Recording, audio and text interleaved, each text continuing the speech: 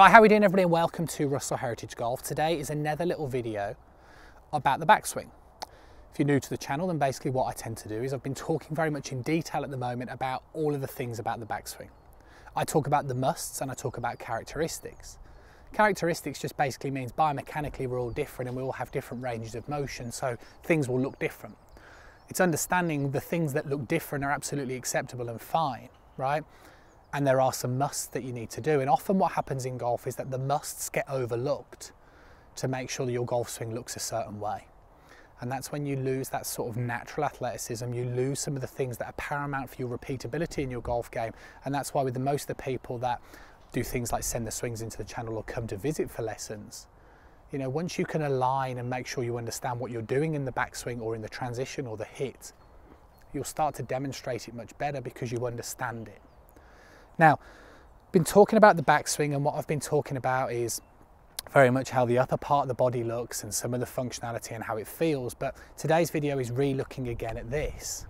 Now, I did a video recently where I talked about a wedge, and I talked about positioning a wedge similar to this, like so it keeps the foot on the instep. And what this does is that as long as you keep this leg braced, right, it will enforce you to turn the pelvis into the leg. And this is one of the biggest problems with amateur golfers, is that you don't do this.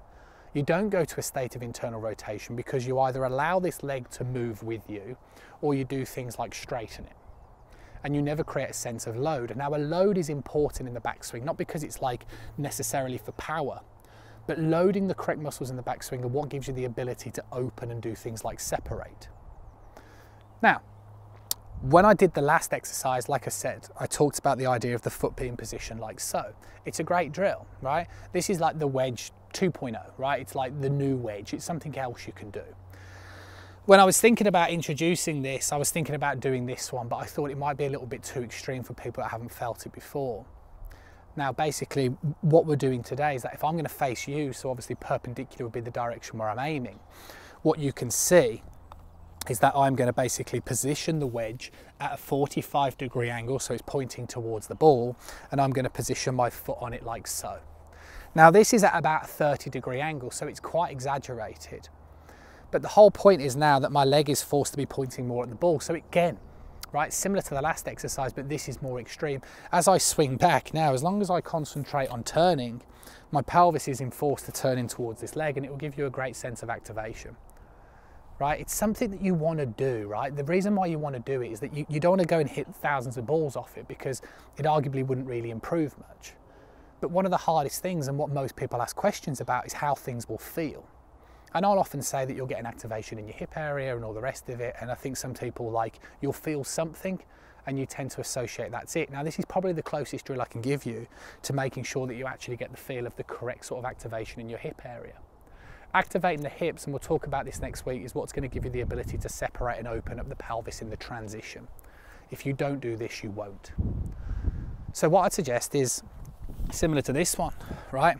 It's going to cost you, again, almost next to nothing, right? Go and get yourself a bit of a wedge, right? It's about a foot wide, as you can see. It's at a 30-degree angle, as you can see from here. Basically, you tilt it at a 45-degree angle, like I alluded to earlier. You position the foot on here. All you've got to do now is turn the pelvis into it. What I want you to picture, right, before you kind of go and run down the hardware store and go and get this, is that you kind of want to imagine that you're like a sprinter in the blocks when you're doing this exercise. See, again, what you don't want to do is you don't want to necessarily just turn your upper body over the leg. You'll get a sense of activation, but again, you're going to be demonstrating the wrong move. I talked about it before. It's like, good analogy is like a sprinter in the blocks. You know, they're using it as a platform to push against. They don't move over it.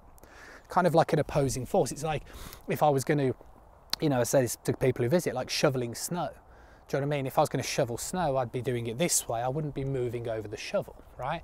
So that's what you need to kind of feel, is like you'll do a few of these and you'll be like, yeah, I can feel the activation there. And that's the concept. You know, once you reposition this, you want to feel like you're turning into it. You don't want to turn over it. And if you do this exercise and you understand that you're trying to push into that leg as you rotate, then you'll definitely start to get a feeling. And if you do a few of those, I'm talking like a dozen, couple of dozen, reposition your foot back on and you're trying to activate the same muscles, it's amazing how your body will reactivate them by finding the same feeling. And all of a sudden you've got a backswing which is starting to look really good. Simple drill, Wedge, wedge, wedge, definitely worth doing for every golfer out there, whether you feel like your backswing is fine, whether you feel like, you know, you don't need to change it, whatever, it's definitely worth doing, 100%. The majority of golfers that I meet, like I keep saying, struggle in the backswing. Normally a misconception over things like trying to swing the club on plane and not understanding the body's physical limitations, but this is a must, right? This is a must move. Without this, you'll forever be inconsistent. Hopefully you enjoyed the video. Always appreciate a thumbs up, right? Remember, it's absolutely free to press the subscribe button. All right, if you're going to press the subscribe button, you might as well press the bell icon, because videos are coming out on a daily basis. They're in very much a video series, as I'm sure you're understanding now. And they're very thorough, so it will help every golfer that's out there. So make sure you press that little bell icon so you receive notifications every time a new video comes out. It's also free to send swings into the channel. Loads of golfers are taking the opportunity to do this. It's fantastic, it's great. I basically annotate over the videos that come into my social media pages, which are in the description box below. And I republish them back onto things like Twitter and Instagram as soon as I can. Right, you just need a little bit of patience with it, but I do it as soon as I can. And it's a great opportunity just to get some feedback as to what it is that you're working on. And normally, if you go and have a look at the Twitter and Instagram feed, I'll talk about an inability to load, and that's what I'm talking about. So then all of a sudden, you know now it's really applicable for you. Hopefully you enjoyed it. Catch up with you soon.